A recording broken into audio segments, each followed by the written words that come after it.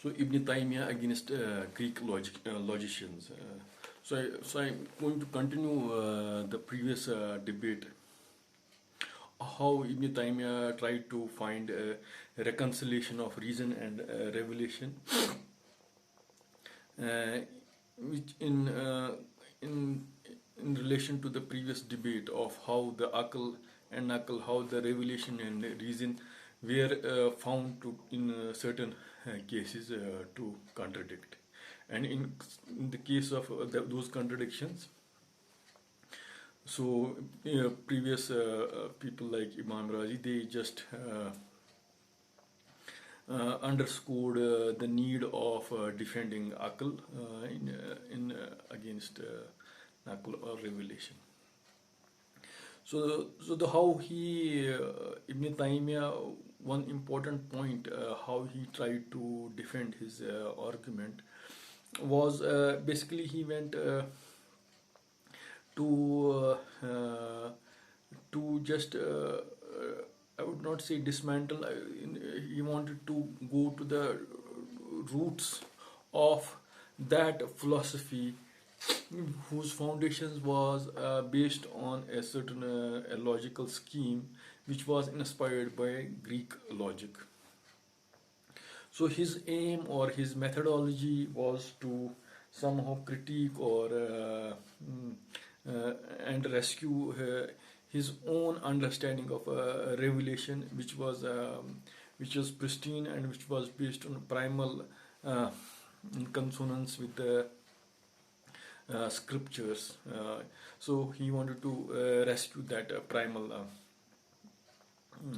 interpretation, or pristine in his eyes, a natural and the original interpretation, against how the philosopher or how the logicians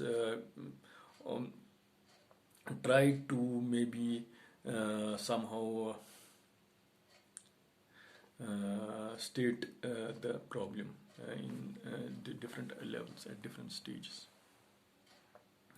So the what makes Ibn Taymiyyah important is that he did not in the process of defending as a background, he did not rely not only on his primal sources or primal like the universal, critiquing the universal principle of Imam Razi, but he went to the original.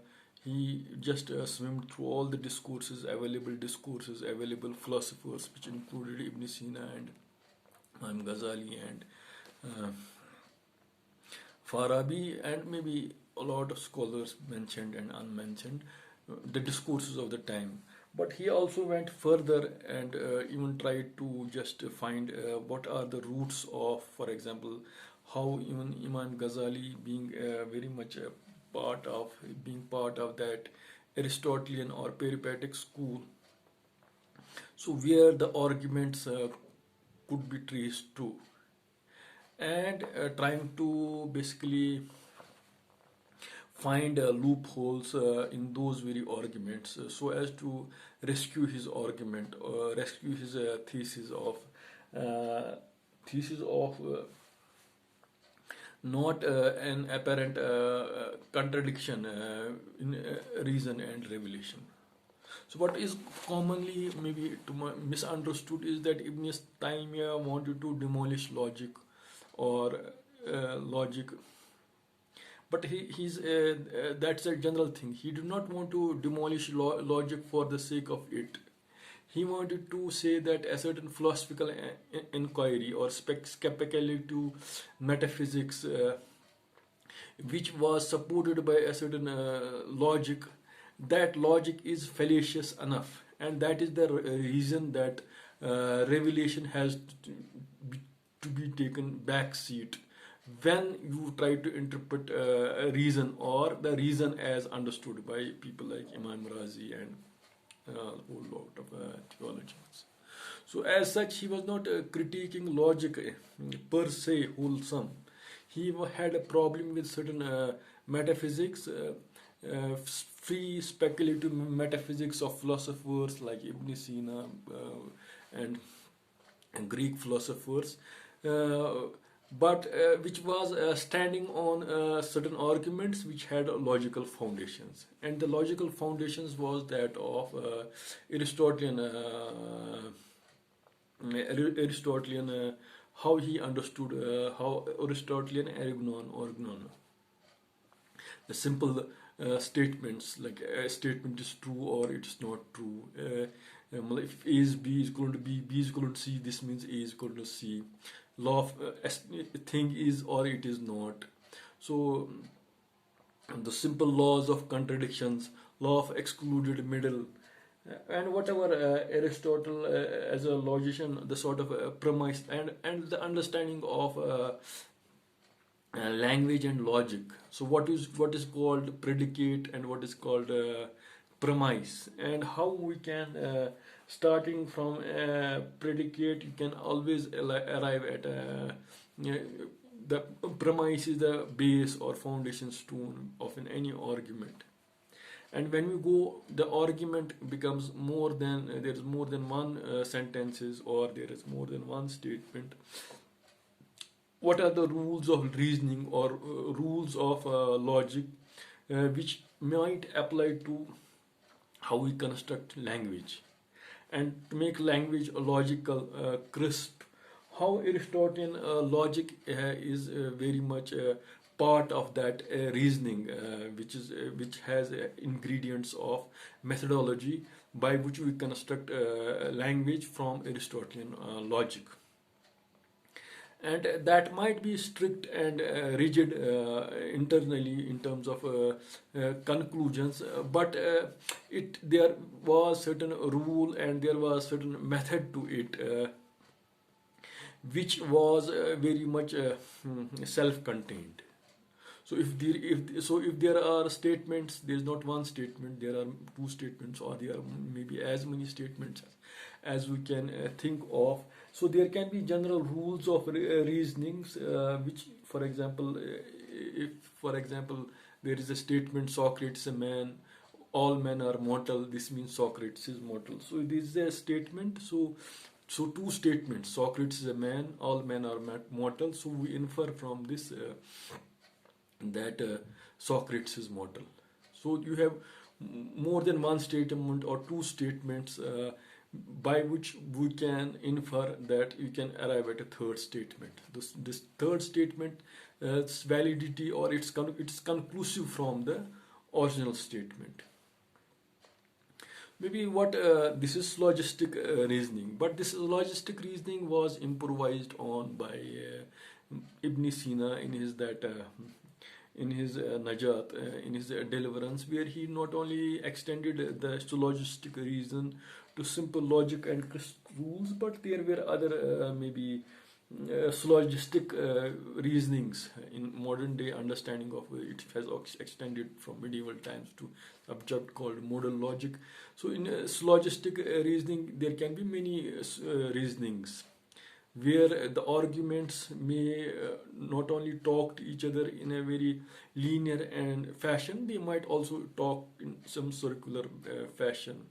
Or there can be different syllogisms like Burhani, circular, Jadali logic. There are different logics, and you can also derive. There are different logics, and you can have the corresponding conclusions or derivations, or you can apply those syllogistic reasonings or syllogistic rules, and you arrive at statements and there and then off.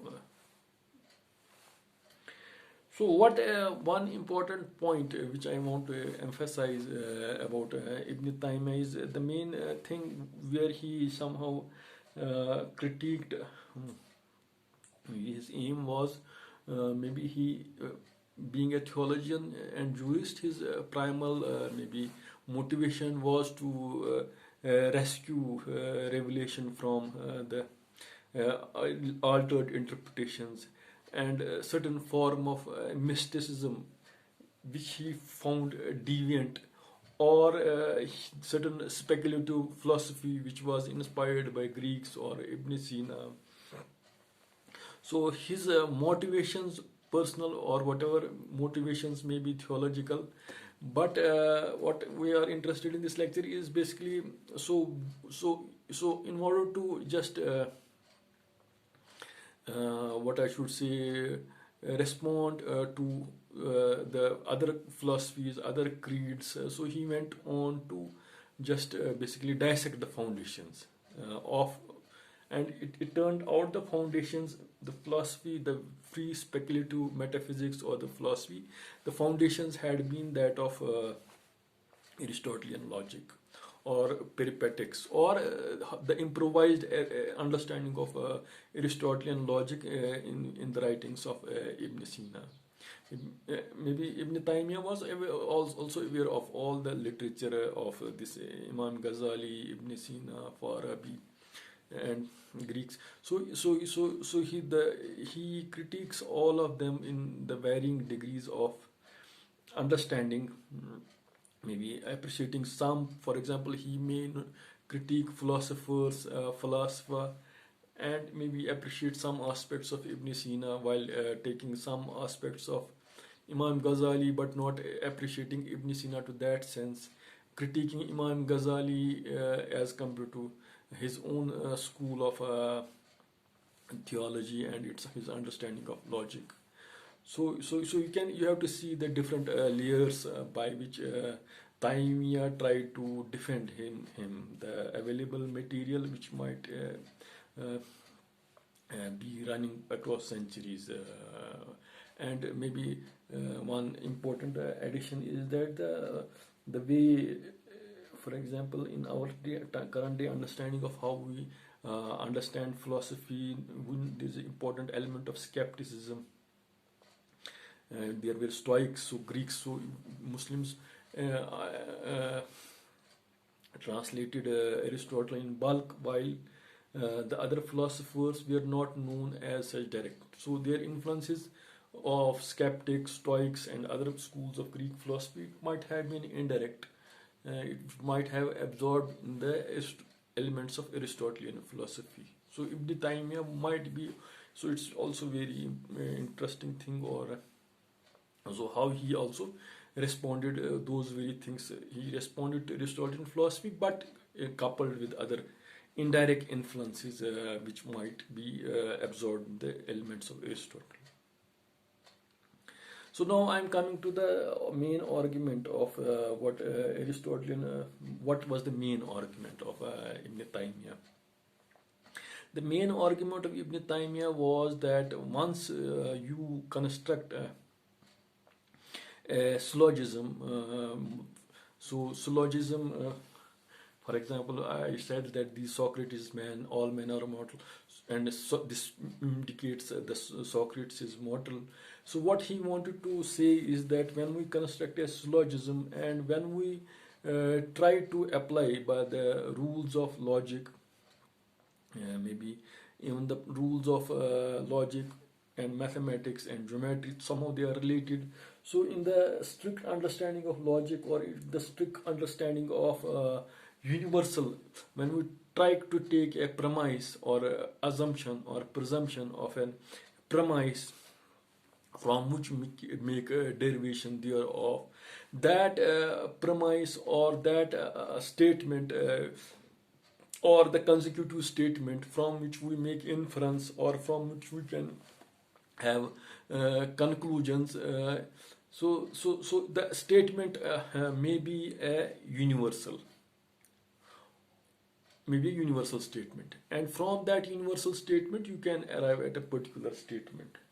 So in our general understanding of universal, all human beings have, for example, all human beings are 7 feet, between 6 and 7 feet. So, but I'll say this particular person is having 5.7 centimeter, 5.6 inches height. So it is contained that in this statement that its height is between 5.6 centimeter feet. It's contained that all humans, the height of human beings is between 5 feet to 8 feet. So the general statement, which we construct has within it the elements of how we can starting from a general premise or a general statement, and how we can arrive at a particular statement by imposing certain rules or restrictions of logic. So what maybe the main critique of Ibn Taymiyyah and his understanding of how he critiques syllogistic understanding of Aristotle was that that when we have there is a certain syllogism that's known as categorical syllogism. So you can have a very categorical meaning or derivations to a given statement, but or conclusions. But the point is that, for example, the constructions of Greeks or Aristotelians, maybe there was a school of mathematics of maybe Plato, where there was ideas Platonic forms, or there was a school of Pythagoreans who have a mystical understanding of a number, how they constructed number, and the root of all Pythagoreans was that the reality of universe was in those mystical properties of numbers, and those numbers and those Platonic forms had an indirect influence on how Aristotelian understanding of those universals and the particulars can be understood from them. So the point here is a universal, if it's a Platonic universal or if it's a mathematical universal. So if you start to generalize from a Platonic or mathematical universe and try to conceptualize that and concretize them in terms of some specific examples, but that specific example cannot be found because the Platonic forms, like whether it's point, length, or whether it's space. So point is breadthless. A point is having no dimension, length, breadth. So line is something breadthless, length. So in the same way, those constructions or geometrical constructions or mathematical constructions, they are abstract constructions. So the reasoning is other way around. So in those eternal Platonic or whatever those constructions, Ibn Taymiyyah said that those universal constructions or universal constructions from which you can have those premises or statements from which you can have syllogistic rules, so they cannot be universal a priori, because one's understanding of universal is derived from a particular from a particular instance of that universal, and that particular is not a particular, that is a particular which is derived from empirically. And when we are going to take an example universal which can be validated by a particular, that particular can be only constructed in terms of some empirical statements or some properties like adjectives, like this is the color of this, it's white, so there are all white balls will roll down. So this is a existence of you have imagined something, for example, all white balls roll down a hill. But what is if you have not seen a white ball, you might have thought in your a priori in your mind, but you cannot really.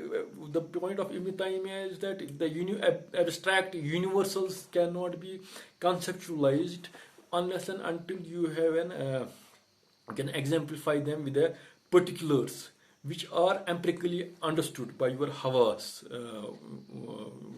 Not nazari, by hawas, but how you can see it, and then you can generalize that particular in a general sense. So the point where Ibn Taymiyyah wanted to say is that abstract particular, there is not a common minimum for that. So you cannot have that, for example, in case of a categorical syllogism, so you have the rigid logic is rigid, you can go from one statement and you can arrive at another statement and you can have conclusions thereof, or you can have fortiori statement, statement or the conclusion of the statement is derived from the original statement which also contains the logic of the statement which is derived thereof. So these sort of things lead to a lot of contradictions, or they lead to a lot of circular reasoning or regress, that the universal particular, if we want to, you cannot have a universal particular also. In Aristotelian reasoning, if A is equal to B is equal to, this means B is equal to C. This means A is equal to C. But this A, B, and C, they may be derived, they may be appropriated in that mathematical statement, that reasoning, which is constructed of those universal forms or universal particulars who as such don't have specific properties. The moment you assign specific properties to those universal particulars from which you arrive at those universal statements, so it may be true for a particular case, but once you change one particular with regard to another particular, there is a contradiction which is arrived at. And those contradictions can be stated logically also. They can be stated in, for example, in jurisprudence also. For example, Ibn Taymiyyah somewhere quotes that, for example, he has arguments of a juris. For example, this wine has the property of inebriety. It has a problem of toxicity. It has a problem of intoxication. So if it is haram, it is considered not, if you have not to take it. But all wines are not. For example, there are different stages of grapes or different stages of, for example, fruit. So you cannot say at some stage of a fruit, just say for example, grape, it may not be intoxicating. It's only intoxicating after it is too ripe. So the problem of legal judgment, which is also arising from a syllogistic understanding.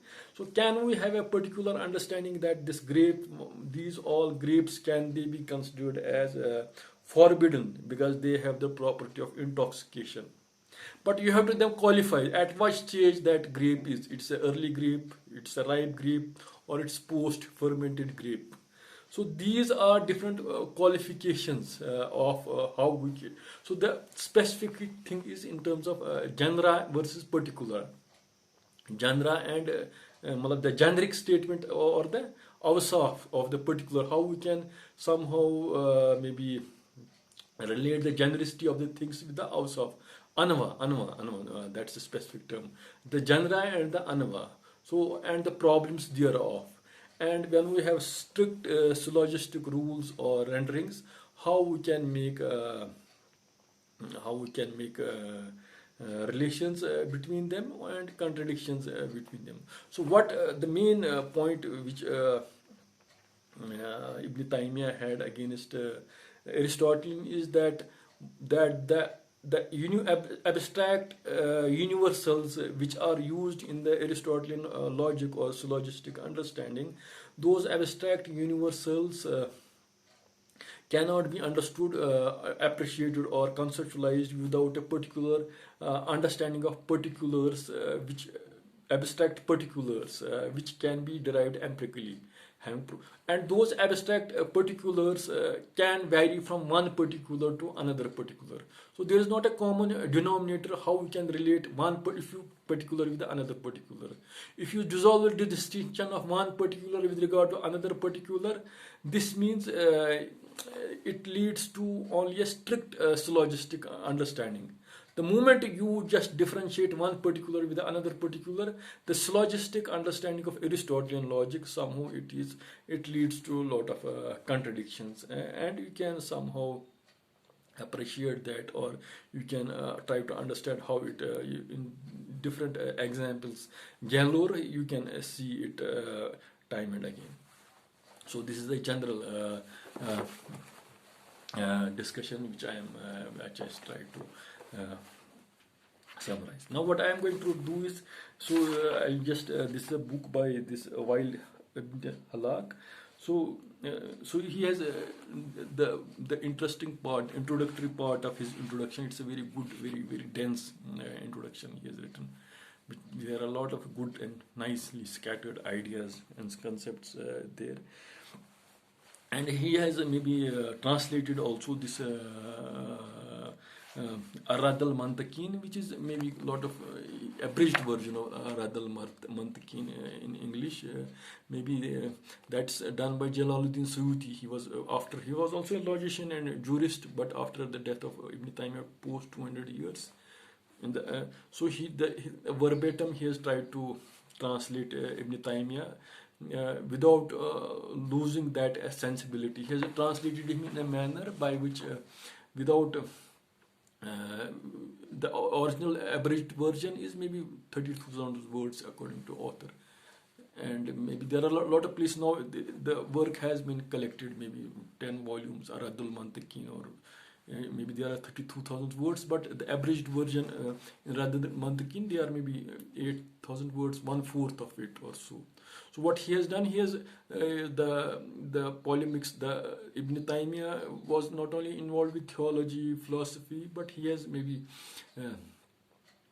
he has concentrated on the logic part of it, without the point of trying to be repetitive, or in his words, because according to Suyuti, the writings of Ibn Taymiyyah have been just disjointed, or he might have been responding to different debates or different things.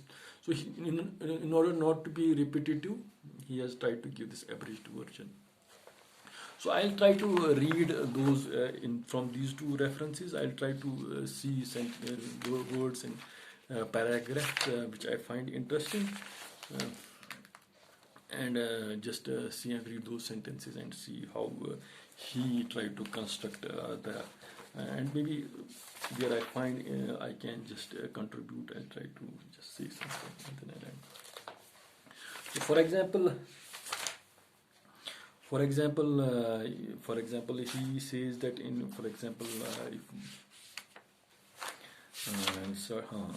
for example,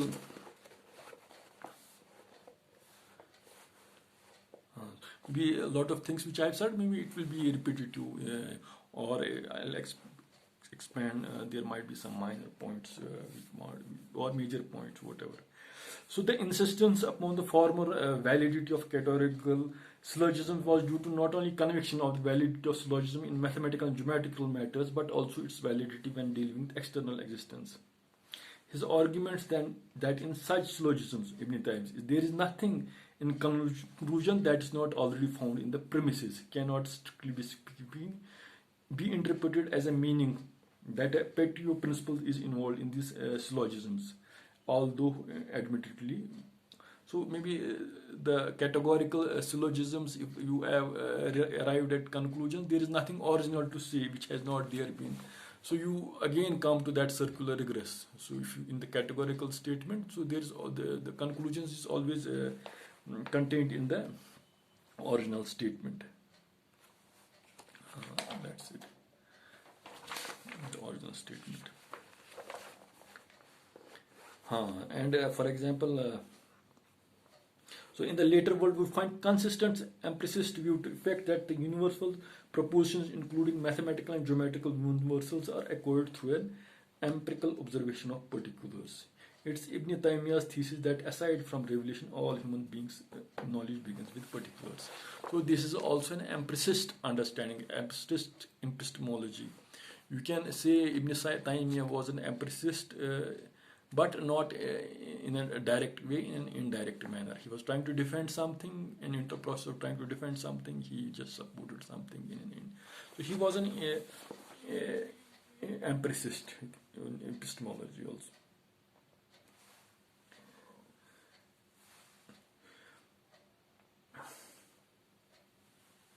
So for example, he says mathematical principles belong to the form, while empirical propositions belong to the later.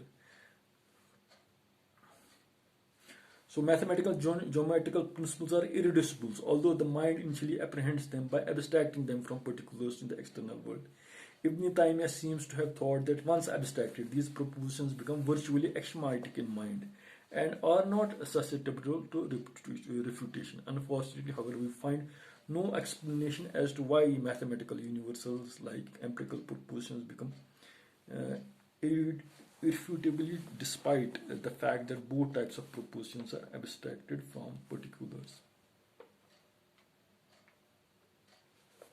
Maybe so here the author is himself asking that why should he prefer abstract universals the derived from mathematics or geometry. They are irrefutable, but while the abstract universals derived from empirical statements, they can not be, they are irrefutable.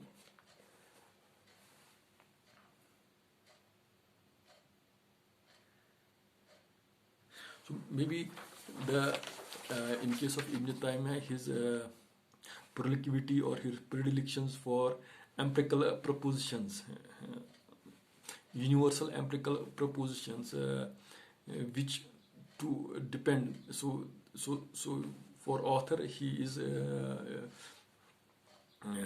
the reasons are not properly given. Why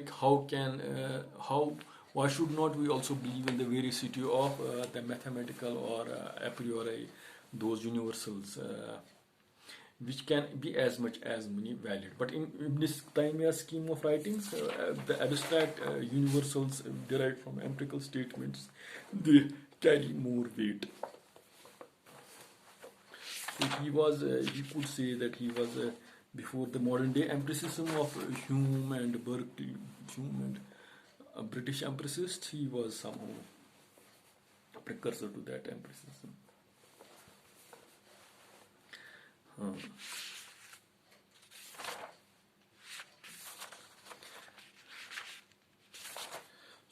So apart from that, maybe I have just forgot is that maybe apart from this inference, this syllogistic way of arriving at things, you can have inference also, you can have chaos also. So there are other ways, other modes, or other valid modes of induction also.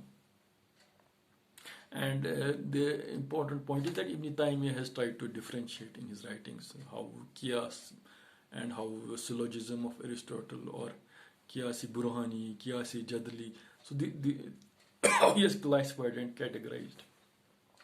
And being a jurist, his more important he was more engrossed in how to address those legal or issues of jurisprudence. From this, where he could somehow find that syllogistic reasoning may not hold the ground, and in turn somehow maybe critiquing the argument of Imam Razi, reason versus the revelation, where he has given in the previous lecture I have talked of the methodology also.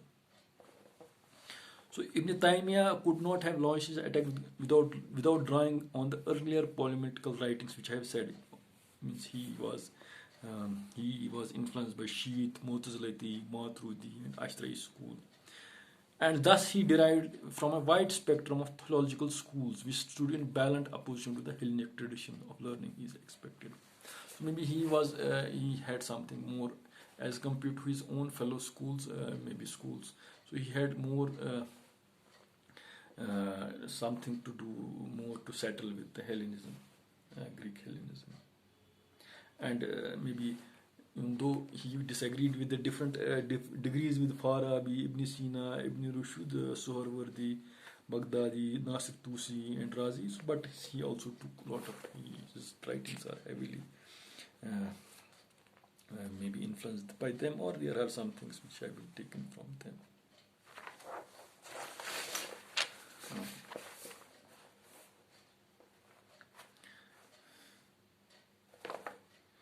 So I'll just so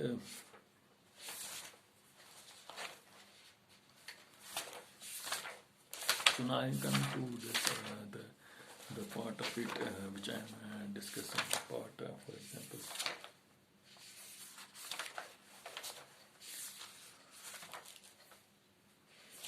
so I'm coming to what he was saying. For example.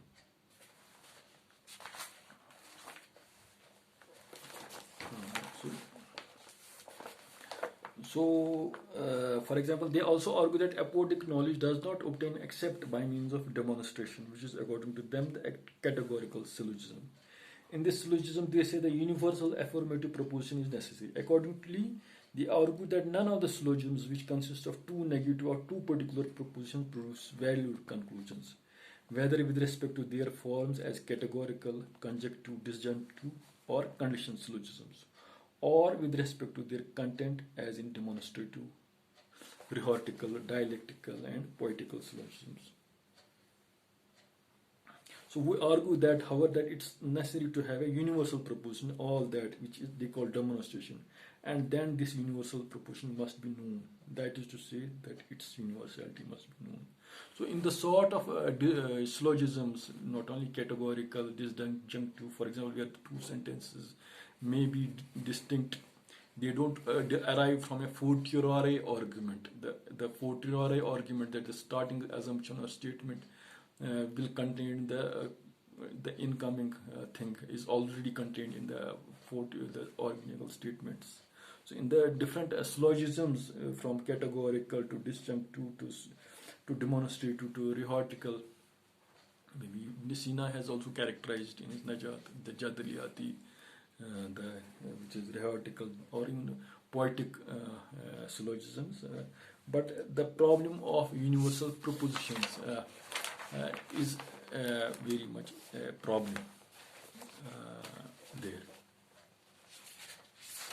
which Ibn Sina is trying to elucidate or allude to. For example,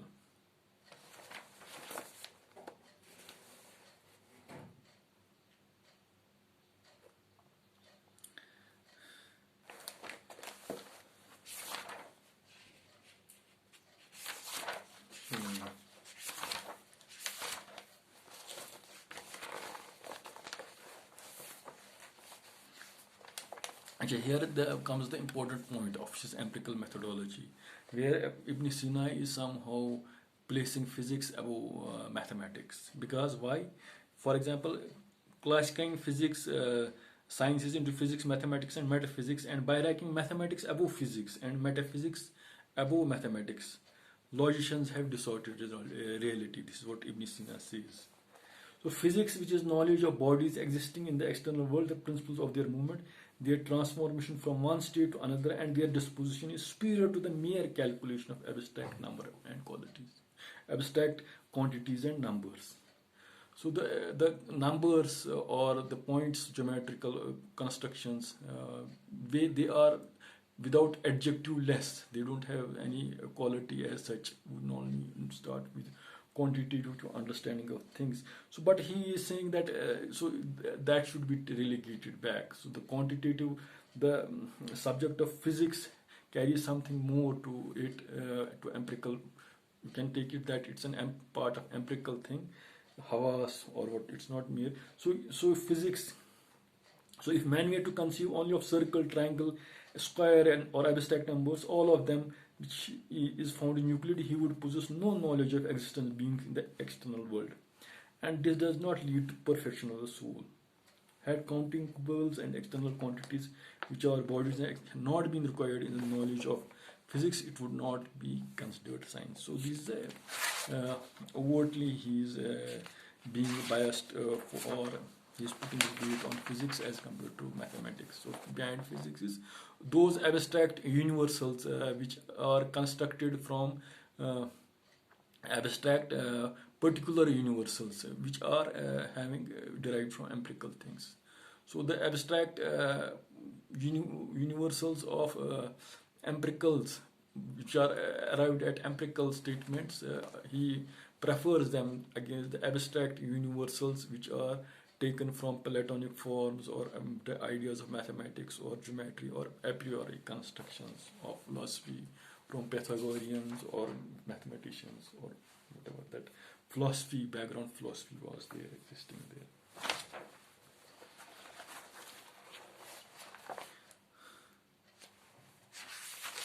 So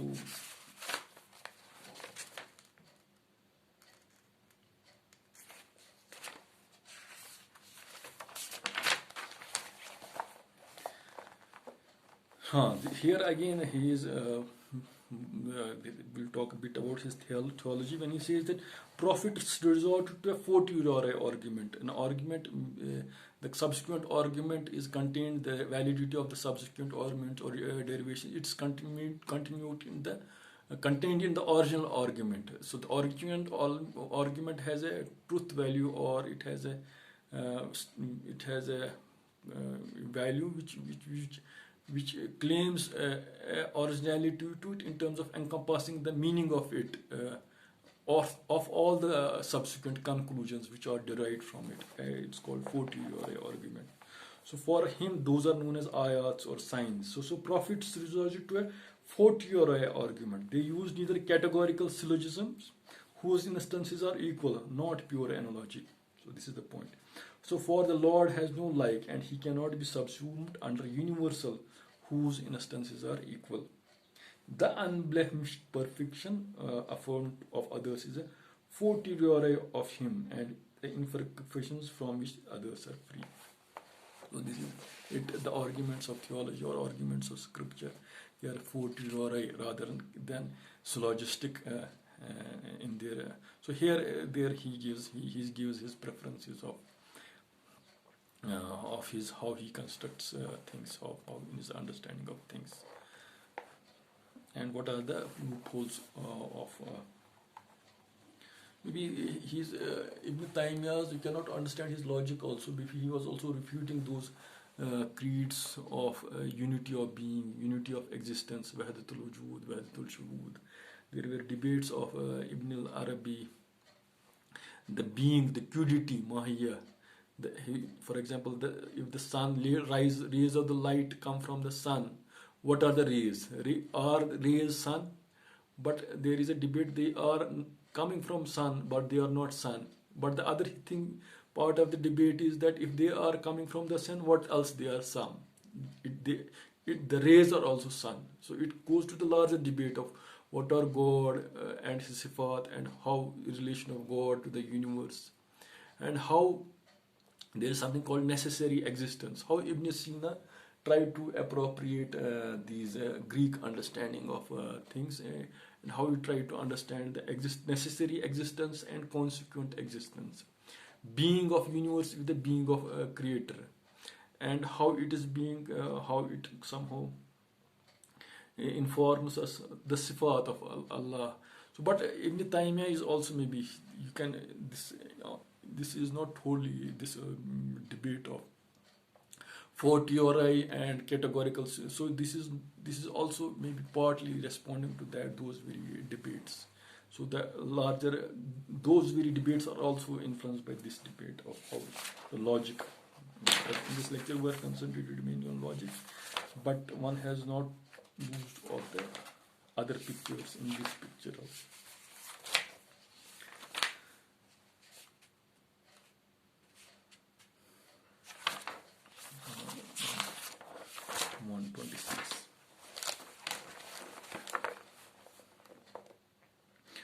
So which I was saying, the common denomination. So this is very important thing he is saying.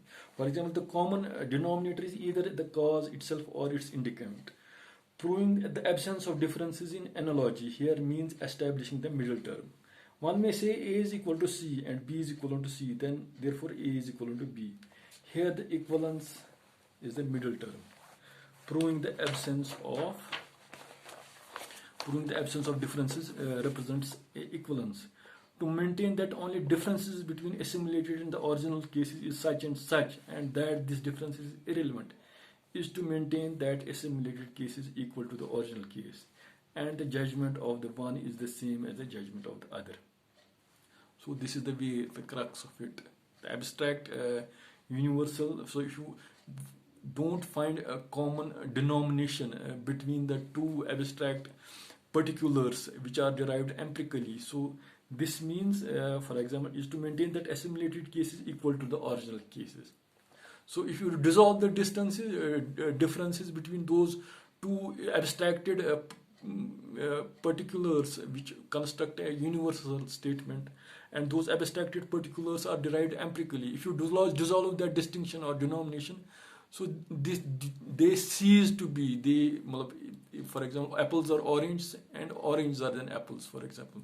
If you construct an argument for apples and argument for oranges, and if you, in the categorical syllogisms, if you try to construct statements which may be true for apples, may be true for oranges also, but there may be some statements which may be true for apples but not for oranges. So that's the point. If you want to dissolve the distinctions between, so apples can be orange and vice versa, and which leads to contradictions. The Aristotlian syllogistic maybe constructions. construction.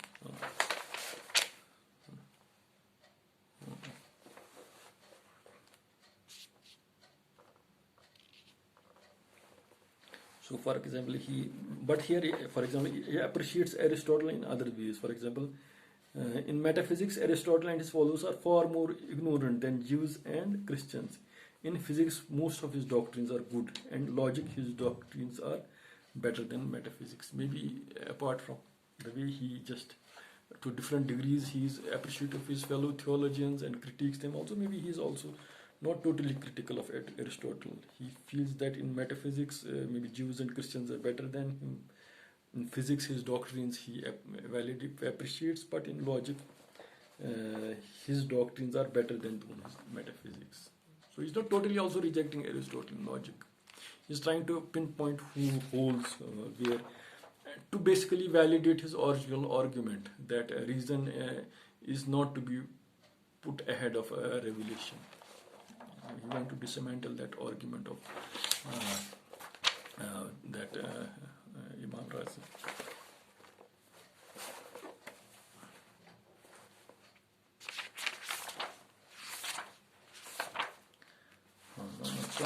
I'm just coming.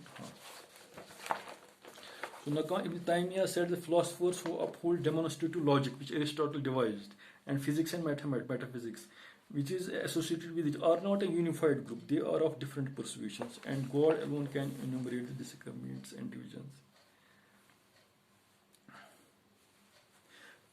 Further, these philosophers are from following the message and reveal the more divided and disagreed they are.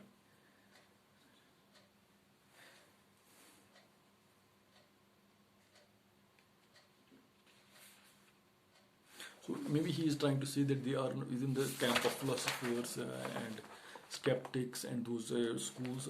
They have more differences as compared to the Jews, Christians, which I have just stated previously also somewhere in the last lecture.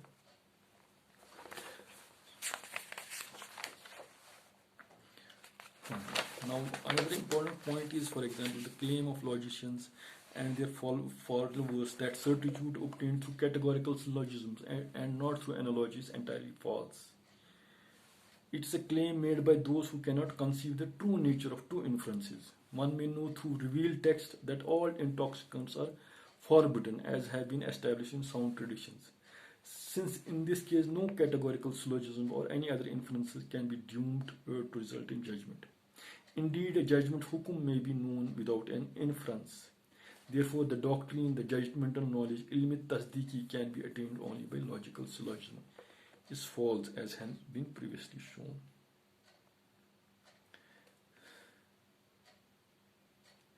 Syllogism cannot lead to knowledge sought after, nor do logicians have exclusive possession of universal propositions. All notions, while taking analogy to equal to categorical syllogism, share the knowledge of these universals without philosophers' logic occurring to their minds. Maybe he is again trying to say that the constructions of logicians, which are derived from syllogistic rules, they have problems. They cannot be relied on totally. So thus the knowledge of concrete particulars is one of the most important means of knowledge of the universals. So universal can be only constructed if we have a concrete knowledge of a particular. Why then should the enumeration of particulars be cause of weakening a syllogism? And why should deleting them cause a syllogism to be strengthened? So, for example, if we enumerate a particular, why should it lead, for example, in our constructions of syllogism? So, for example, if we want to make apples oranges, so it will be weak, it will make absurd, it will lead to absurd conclusions, it will lead to. So he's questioning why should it lead to this?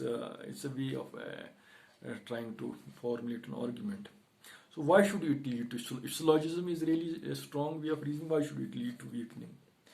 And why should deleting them cause a syllogism too? So if the denomination is not between two abstract universal particulars derived from empiricism, if we that denomination is not there, why should deleting them cause a syllogism to be strengthened? So if you just those apples, you make apples orange, so why should syllogism, you rescue the syllogism? The essence of intellect is this: to apprehend universal through apprehending particulars. To deny this would be the deny essence of human intellect. And he who holds universal without enumerating of particulars to be stronger than the universal, which is stated together with the examples of particular, would be contentious. So he has a very bedrock of his that the universal should be only constructed from particulars which are rooted in empirical understanding. And other constructions which are Platonic, mathematical, Pythagorean, which have been used in Aristotelian reasonings and which might lead to erroneous conclusions. In the general scheme of things also, is as a statement. To deny would be to deny the essence of human. It is this. He is also talking in a theory of how human mind, also a theory of mind, how humans think, or they should think in a natural way. So that is the natural way. Though he constructed this, which I am not discussing, the idea of fitra, which is basically a moral cognitive theory from which he tried to derive all the things, where he is trying to say from fitra, the mystico, the moral and the cognitive intellect. That's the advancement of it. So if those abstract universal, so what is the nature from which you can even derive those abstract universals? They should be subsumed under the. So that's another part of the story. So in this lecture we have been only discussing logic and other things, logic and related things.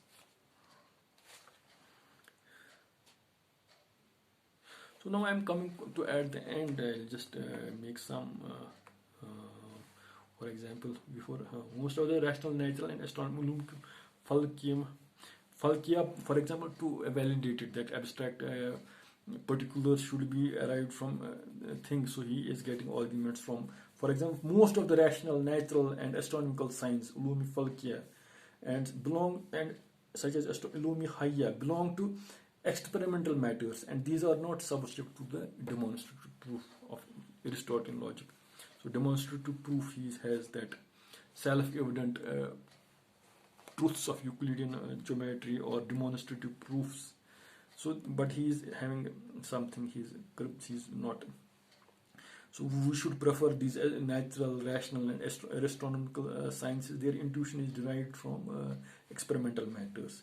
That these natural bodies have been subject to experiment, and so to the motion is not known to people except through verbal transmission, through multiple transmission, tawatur in such cases.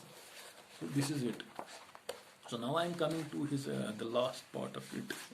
So how the Ibn Taymiyyah's maybe argument of maybe is a larger philosophy of empiricism, maybe how it has maybe influenced in a sense his larger point is to what is lacking empiricism. Why the empirical methodology, which is not directly, he is not arriving at empiricism in a very direct way, it's an indirect way, but the strong emphasis on empiricism to not demolish, to point out holes to the syllogistic reasoning of Aristotle. So the anchor, so which later, for example, that empiricism was later appropriated by maybe British empiricists. Even before going to British empiricism, maybe if you just study this person has William Hulk has quoted, for example, William Temple advocated this Petrus Romus. How it not then influenced from Muslim theology after 100 years, 200 years. People started critiquing Aristotelian syllogism from Christian theology, and how it indirectly influences the Aristotelian, influences the Christian theology, and in the later stages from Romus and a lot of figures. And later how it might have indirectly how that British the empiricism, British criticism of, for example, Western science realized the value of empiricism and succeeded in shifting it out of theology and metaphysics. So here maybe I'll partly disagree with Weil Halk. So maybe his, for example, so the point of Ibn Taymiyyah was how we could reconstruct theology,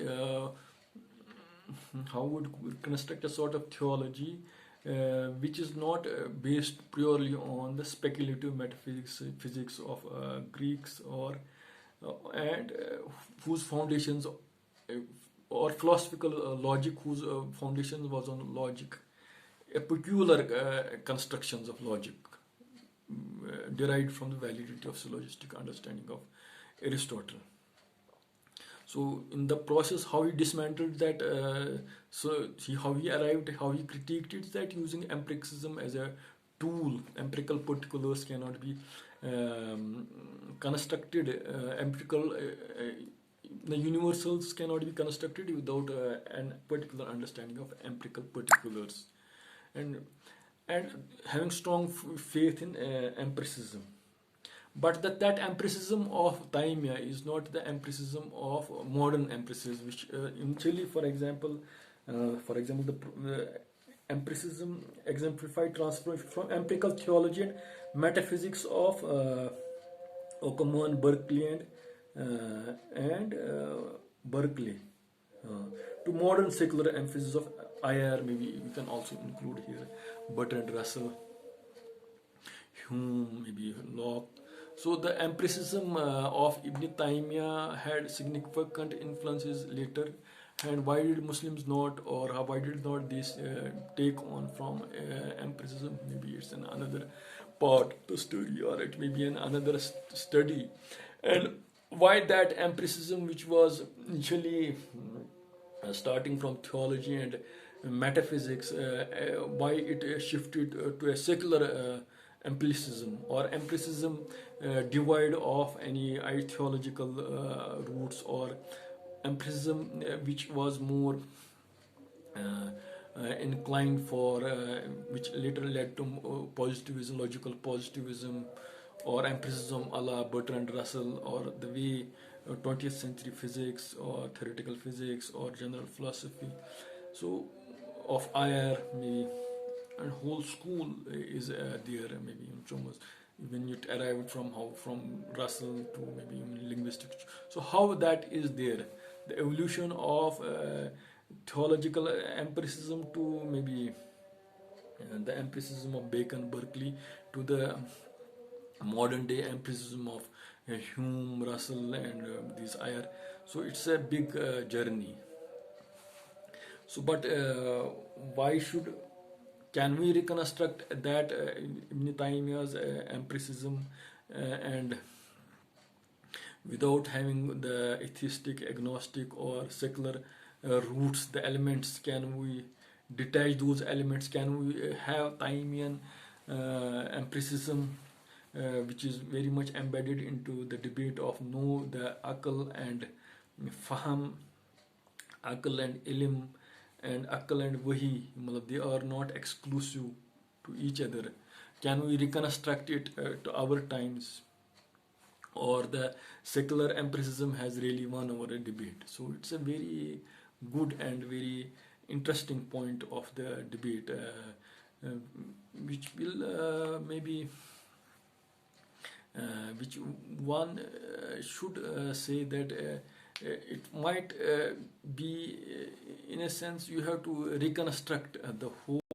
So it might be very interesting thing to reconstruct the ontology or epistemology of how things change from last 300 years, and the shift from secular empiricism of Ockman, Berkeley, starting from Ibn Taymiyyah, divide of any theological or theological roots, and it shifted downright to the empiricism, secular empiricism, of 20th of the type of Bertrand Russell or AGIR, or via the empiricism, which was also influenced by materialism or causal determinism via Hume and Mill. So it's a journey, and how that thing has gone. So is it that it has the empiricism, because that empiricism has very significant influence on the way we try to visualize current sciences, which are heavily influenced by logical positivism as a construction. So it might be an interesting study whether the Taymiyyah's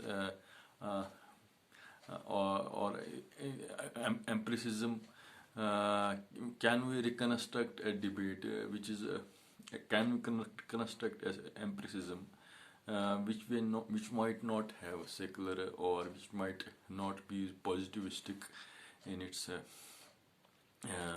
manifestations. Can we construct that empiricism, or is it relevant, or can we have an ontology? Can we construct an epistemology, and which is empiricism, which is not entirely materialistic, or it's not entirely positivistic, or it's not entirely secular? So it's an interesting question for maybe future, or to ponder on. So here I'll stop. Thanks.